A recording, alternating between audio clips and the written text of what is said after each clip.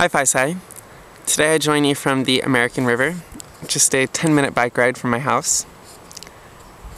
It's not quite as beautiful as the Kamogawa River in Kyoto, Japan, I'll give it that. Ooh, people.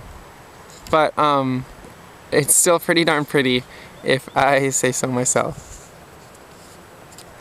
But anyway, I recently got back from a Being Overseas seminar in India, and I want to talk to you about something I learned there. India is a land full of contrasts, and one of those contrasts is that between the rich and the poor. Poverty exists everywhere in the world, including in the US, but the average American is clearly much better off than his fellow counterpart in many other countries. For the first time in India, I witnessed the kind of widespread poverty that is unimaginable in our own country.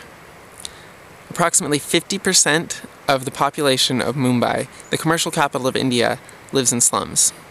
And this figure can be a bit misleading because the inside of some of these houses can actually be pretty nice sometimes. But the majority of the people in these slums live a life so far removed from our American standards that it's hard to even put yourself in their shoes. But our group also encountered the ultra-rich on our travels, and the disparity in juxtaposition between the two was astounding. This disparity means one day seeing naked children playing in the street as you go to the post office, and the next day hopping on a private jet to the largest oil refinery in the world. It means taking a 1-minute walk away from your 4-star hotel and already being accosted by homeless beggars. It means buying tea from the on-foot chai vendor on the beach while looking up at the 27-story brazen, glorious mansion owned by the richest man in India.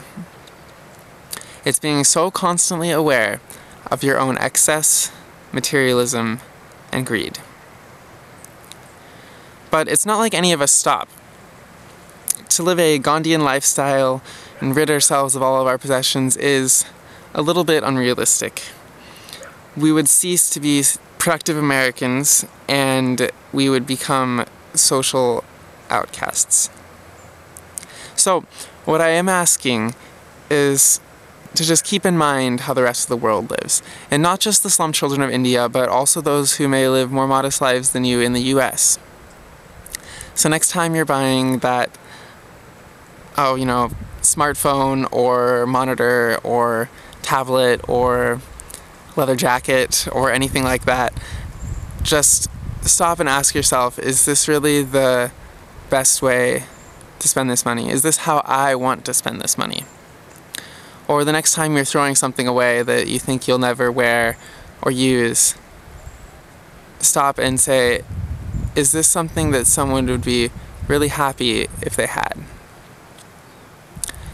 By becoming more aware of our own excess, we can become more humble and considerate people. We don't have to be Gandhi or Buddhist or Amish or anything like that, but hopefully we can learn to be more thoughtful when making decisions about our own materialism and what's most important in our lives.